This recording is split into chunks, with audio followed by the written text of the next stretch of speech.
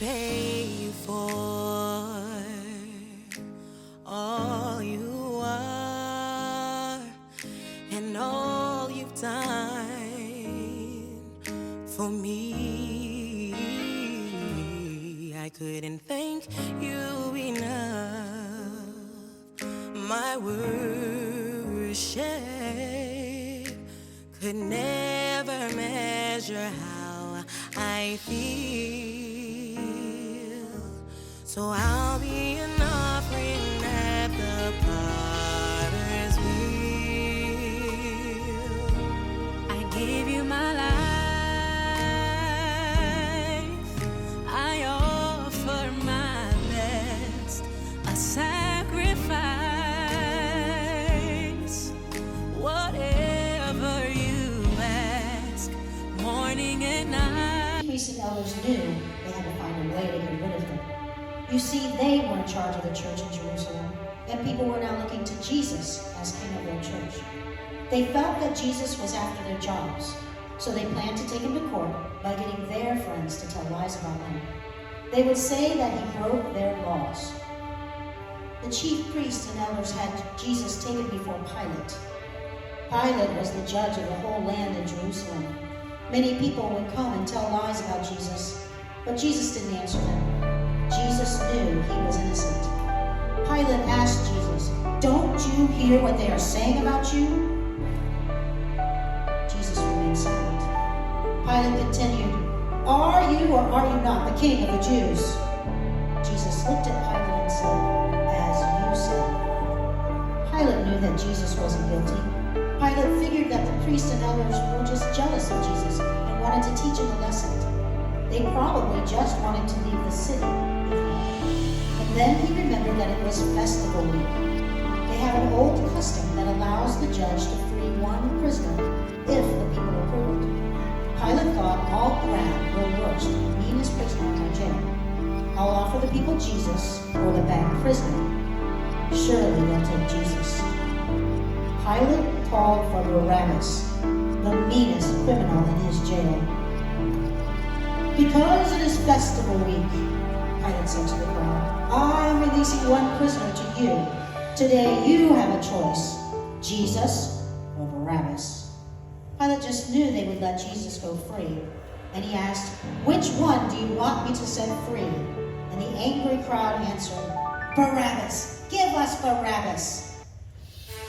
Pilate was surprised, and he asked the crowd, "Then what am I to do with Jesus, your so-called king of the Jews?"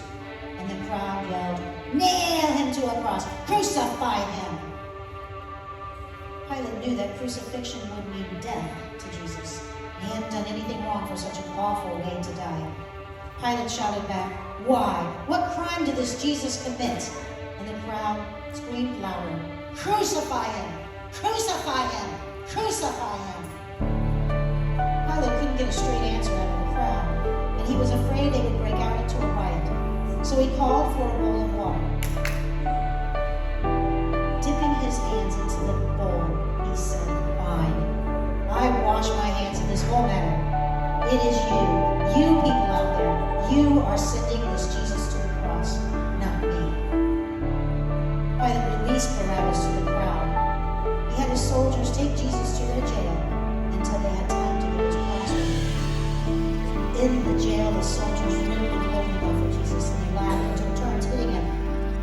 One soldier got the bright idea to dress Jesus up to look like the king of the Jews. And they threw an old robe about his shoulders as they laughed. They found a stick and stuck it in his hand as a cane's ruling scepter. Jesus just hung his head low. He was so sad. Then another soldier looked around for a king's crown. Seeing some sticker bushes nearby, he pulled a few strands out and carefully rolled them together. He pushed it down hard on Jesus' head until the thorns went into his skin and Jesus began to bleed. They all laughed at Jesus. They even got down on their knees, laughing at the funny-looking king, saying, "Oh, hail, King of the Jews." King of the Jews. They got tired of making a fool of Jesus and got up. They ripped the robe off of him and quickly grabbed the stick out of his hand and beat him again. They brought Jesus his cross to carry all the way to the top of the hill called Golgotha. Jesus was so beaten up and tired, he couldn't believe they wanted him to carry that heavy, mean-looking cross. To the top, King of the Jews, one soldier shouted. They all pointed to Golgotha, and they pushed him as he began his long climb.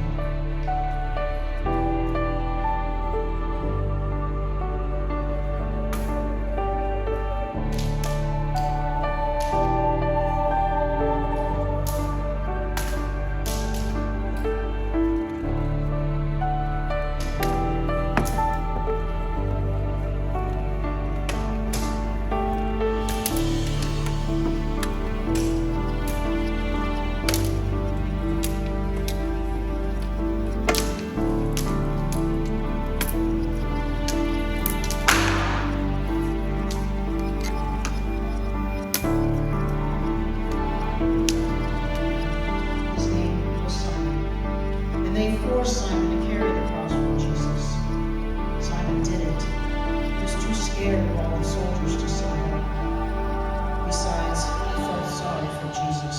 And Simon carried the cross to the top of the hill.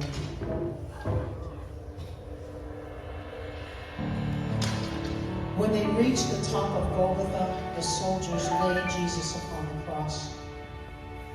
Jesus couldn't believe his eyes when he saw the soldier get out long nails and a hammer. But he was too tired to pull away. And the soldier hammered a nail into Jesus' hand.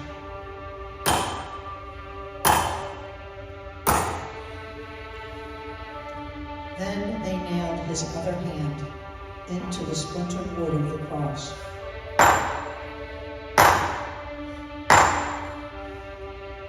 Laughing, they nailed a small sign to the top of the cross.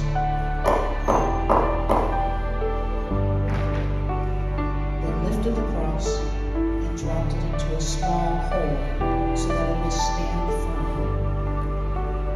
The soldiers waited around for Jesus to die. They even rolled dice for his clothing. They left him with nothing, not even his last piece of clothing. Jesus cried out, Eli, Eli, lema sabachthani, meaning, my God, why have you forsaken me? His call to God scared the elder, who quickly grabbed a sponge, dipped in cheap wine for Jesus to drink. But the chief priest said, wait, stop. He's calling on God to help him.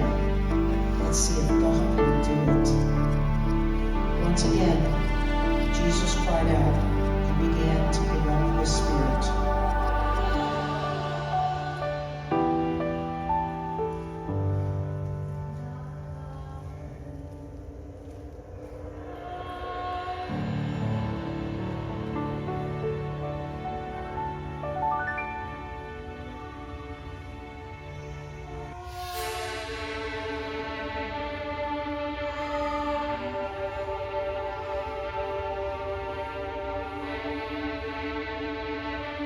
There was a terrible windstorm when Jesus died, and the earth trembled. One soldier even said, clearly, this was the Son of God. Some friends came and took Jesus off the cross and carried him off to their tomb to be buried.